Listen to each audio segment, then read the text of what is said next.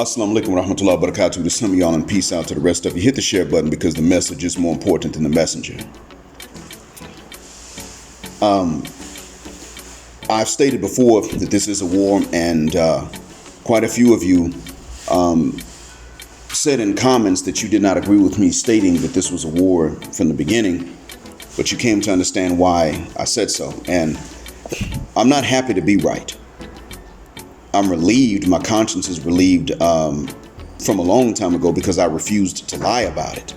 And that was the only reason I even said it was a war. It's because, well, war is deception. And when you engage in consistent deception with someone, either they've already gone to war against you or you're starting the war against them. One of the two, you're in a war.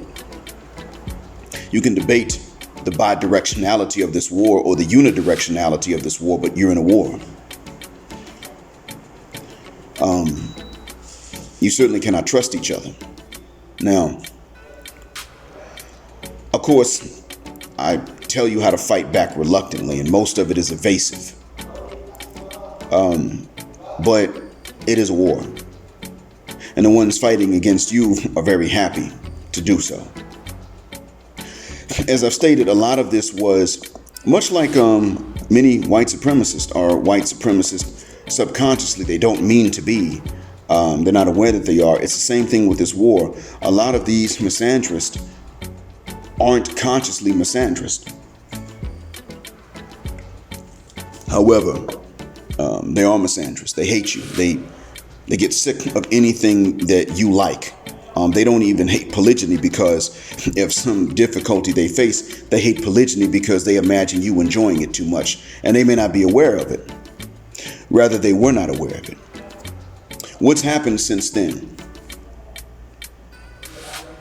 This is what has gone on since then. Since I began saying that it is a war, and I was sad to say this and wished I was wrong, Mr. Samuels has turned around. He's turned over a new leaf. He has gone and told the ladies what they needed to hear. He became vilified for it. He exonerated, to a certain extent, he exonerated men of that over which we don't have control. He put the accountability that belongs to women on women's shoulders. He got vilified for black women for it. And in all honesty, Minister Japp was even harder and is even harder on sisters as a whole. But Kevin went the route that he did until he passed away.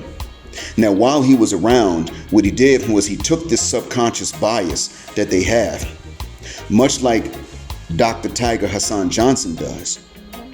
And he makes, just like Dr. Tiger Hassan Johnson, that's a compliment to him, makes us aware of their subconscious bias. Mr. Samuels made them aware of their own subconscious bias, which is why many women came to his defense. Now, I don't know the percentages of sisters that celebrate his passing are indifferent and came to his defense afterwards and mourn his passing. I'm not sure how many. It doesn't really matter, because the vocal ones are the ones that celebrate his passing. They'll tell you they celebrate it. You will hear about them. And the ones that mourn silently, because usually mourning is silent. So in any case, the conflict between us, the war between us, is going to be now divided into pre-Samuels and post-Samuels. And that is going to be the second stage. We're now at the stage in which maybe three. Pre-Samuels, during Samuels, post-Samuels, not because he was just so great and grand, but because he did do one thing that was very important. He brought their subconscious biases to their own consciousness and awareness. He ended the days of them even being subconscious, because he showed them how they themselves were wired, socialized, trained, and conditioned to be misandrous against us, bias against us, fight against us. That was something he did. Now that he is a household name, and he's even more household of a name since his passing,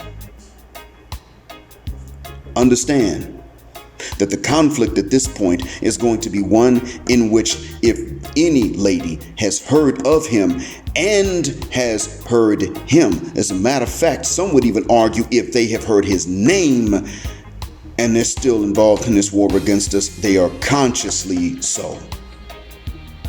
Because you see, there are only two reasons for a lady to know the name Kevin Samuels and still be involved in a conflict and celebrating his death. And I didn't say conflict in celebrating. I said involved in a conflict and they're celebrating his death. Only two reasons. One, they heard his name, but they trusted their girls to tell them the truth about him. The second reason would be that they heard his name and they listened themselves. Now, that second category is doubtedly conscious of their misandry against us. So they are clearly at war with us and they know it.